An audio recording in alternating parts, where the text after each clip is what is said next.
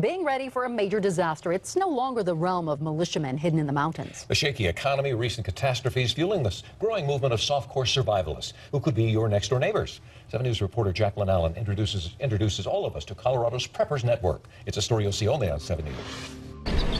If there were ever a disaster in Frederick, Colorado, from the outside looking in, nobody could really know. this house is probably where you'd want to be. Gonna tickle you. Ron and Heather Douglas and their 6 children may seem carefree, but they are new members of a growing online network getting ready for the worst. They call themselves preppers. Is this paranoid? No.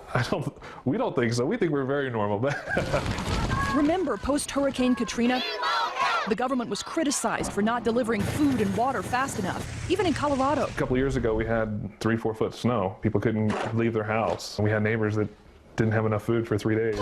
But the Douglases were preppers when preppers weren't cool, starting with a 72-hour emergency kit for everyone in the family. Granola bars, raisins, Complete with food, water, flashlight, glow stick, and supplies for 3 days. For staying home, This is our emergency water storage. they have 3 months' water supply, a year's worth of oil changes, and a winter's warmth for their wood-burning stove. The Douglas family has a food pantry to rival a grocery store, enough food to feed 8 people for a year. It can start as simple as just buying a few extra things at the grocery store when you're there. They also stock up from their backyard garden. I really like to can, and so when we can grow a lot of it ourselves, it makes it so they eat more nutritious food, and we also can put it up and save money. All this prepping has already paid off. I was out off-roading in our vehicle, and we got stuck, and I was way out there, and I had the whole family with me. The car's emergency preparedness kit came in handy. The family camped while Dad hiked to get help. I think it's our responsibility to be prepared for circumstances that happen in our lives.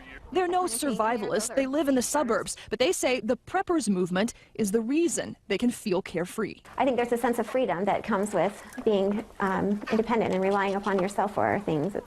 I don't think it can come any other way. In Frederick, Jacqueline Allen, 7 News. Also recommend having a financial reserve, at least 3 months living expenses set aside in case you lose your job. For tips on creating your own food storage pantry and what you should include in your emergency supply kit, go to thedenverchannel.com.